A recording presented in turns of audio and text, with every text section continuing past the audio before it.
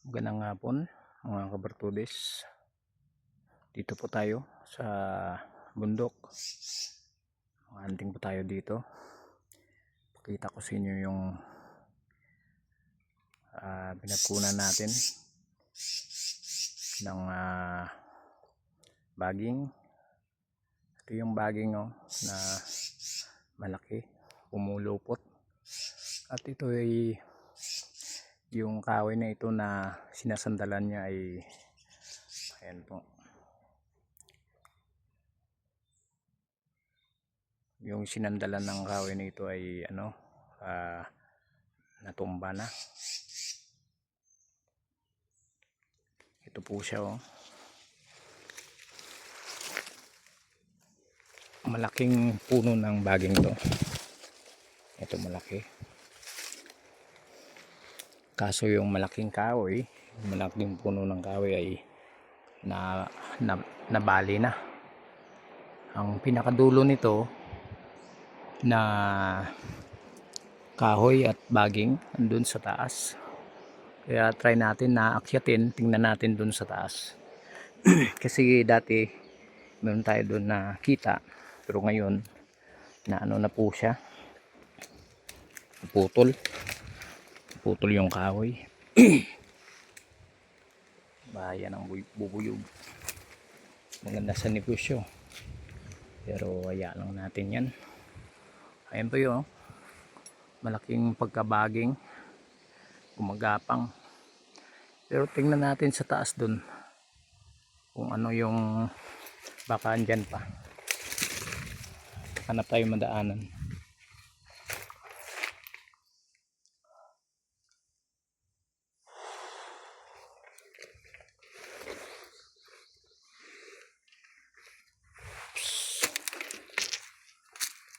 Dito tayo dumaan para laktod.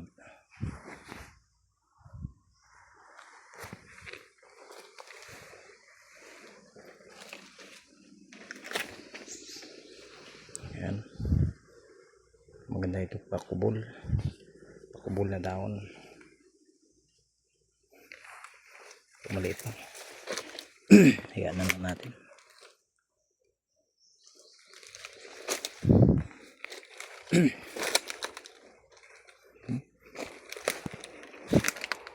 Parang may butas sa loob, baka meron may ahas. Tingnan natin. Silipin natin. Malalim yung pagkabutas niya.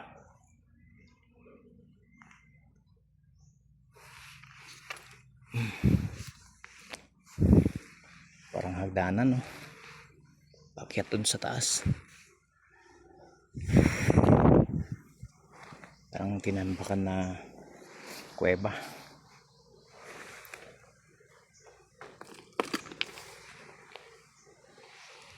Ayan, dito po tayo.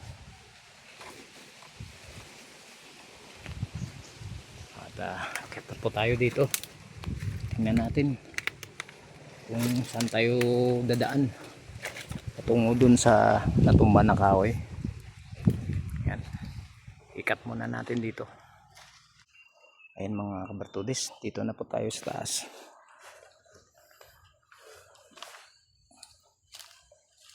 Medyo mabangin to. Mga kahoy na nagiging bato.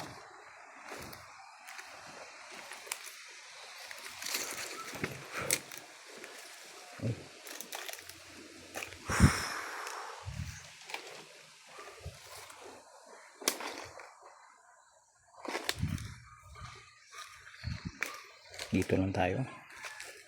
May bakod. Dati wala pa to. Baka meron na bumili.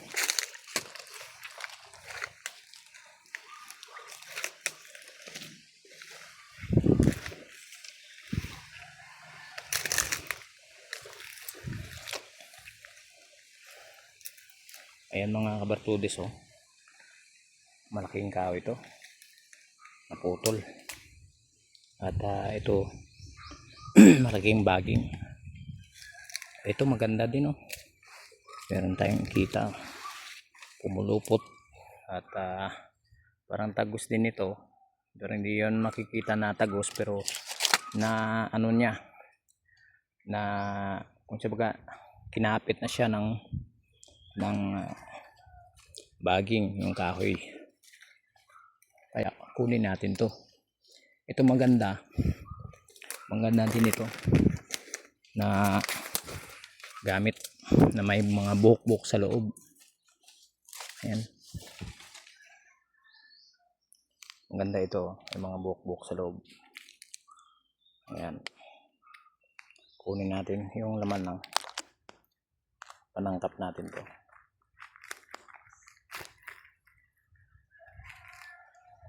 Hindi basa. Lang hanap tayo ng ano, no, buo. Ayan mga kabartudes, andun sana yung sa pinakababaw, pinakataas. Doon tayo, kunin natin yun, yung pumulupot talaga, pero kunin natin to. Yan. Hanggang dito lang muna mga kabartudes. Maraming salamat. God bless inyong lahat.